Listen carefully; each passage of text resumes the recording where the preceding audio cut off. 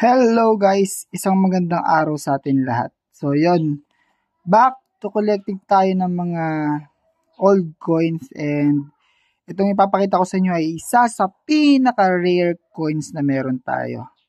So this is 50 centavos. Yan. Philippine American coin. Actually, grabe itong career kasi yung edad nito ay sobrang tagal na. More than 100 years na. Kaya kung makikita nyo, this is 1921 pa. So, 1921, United States of America. Sa harap, yan, 50 centavos, Pilipinas. Yan, nakalagay sa baba. So, sobrang rare nito.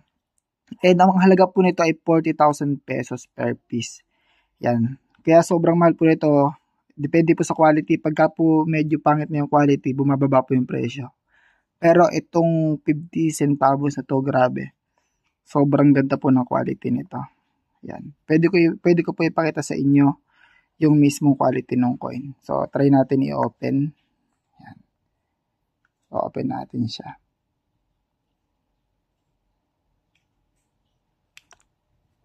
Yan.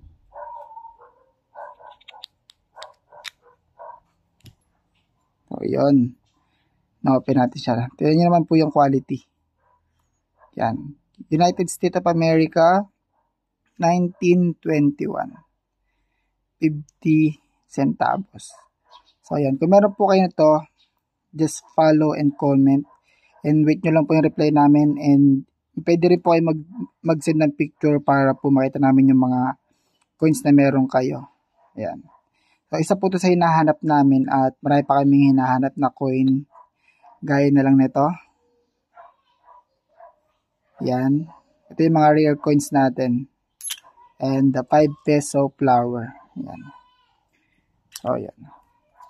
So, may ganito kayo, just comment. Guys, thank you so much and God bless. Stay safe. Bye.